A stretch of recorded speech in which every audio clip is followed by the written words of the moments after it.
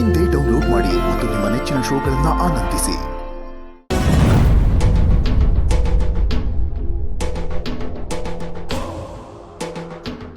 ಕಂಟಿ ಬಂದ ಕಂಟಿ ಹೊಸಿ ನಿಂತ್ಕೊಳ್ಳಪ್ಪ.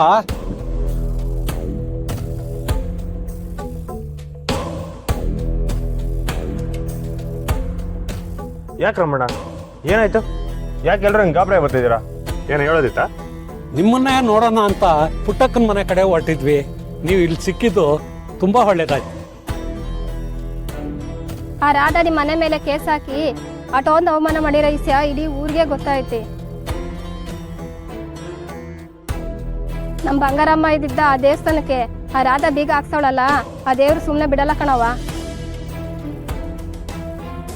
ಹೌದು ಕಂಟಿ, ವಿಷಯ ತಿಳಿದು ಮನ್ಸಿಗೆ ಸಾನೇ ಬೇಸರ ಆಯ್ತು.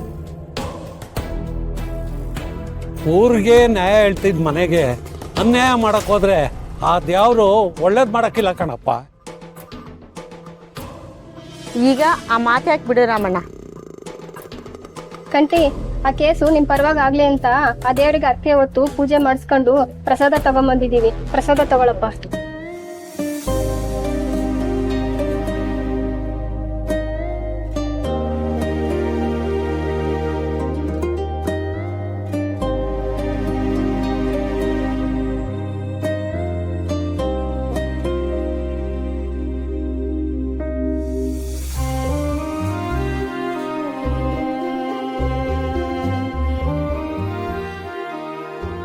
ನಮಗೋಸ್ಕರ ಈಟೆಲ್ಲ ಅಭಿಮಾನ ತೋರಿಸಿರೋ ನಿಮಗೆ ಏನು ಹೇಳ್ಬೇಕು ನಂಗೆ ಗೊತ್ತಾಯ್ತಲ್ಲ.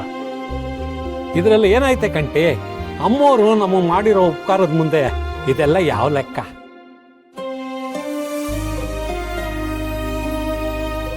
ಬಂಗಾರಮ್ಮವ್ರ ಮನೆಗೆ ಬೀಗ ಬಿದ್ದೈತೆ ಅಂದ್ರೆ ಈ ಊರಿಗೆ ಕತ್ಲ ಒರೆಸ್ದಂಗೆ.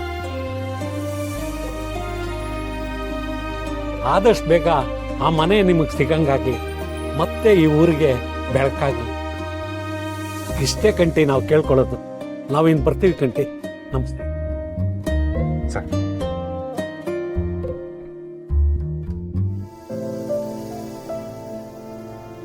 ನೋಡಿದ್ರಿ ಅತ್ತೆ ಸಂಪಾದಿಸಿರೋ ಪ್ರೀತಿನ?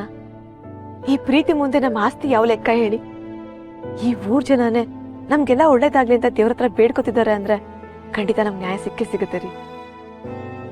ಜಿಟಸ್ನೇ ಅವರೇ, ನಾನು ಈ ದಿನ ನಾವು ಕೇಸ್ನ ಗೆಲ್ಬೇಕು ಅಂತ ಓಡಾಡ್ತಿದ್ದೆ.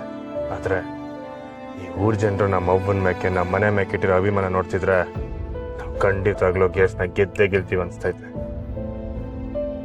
ಜನರ ಆಶೀರ್ವಾದ ನಮ್ಮ ಮ್ಯಾಕೆ ಐತೆ ಅನ್ನೋದಾದ್ರೆ ಗೆಲುವು ನಮ್ದೇ.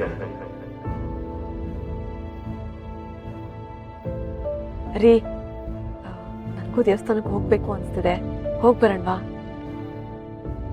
ಅಷ್ಟೇ ಅವರ ನಂಗೂ ಕೆಲಸ ಐತೆ, ಬೇಕಾದ್ರೆ ನಿಮ್ಮನ್ನ ದೇವಸ್ಥಾನದಾಗ ಬಿಟ್ಬರ್ತೀನಿ, ಬನ್ನಿ. ಸರಿ.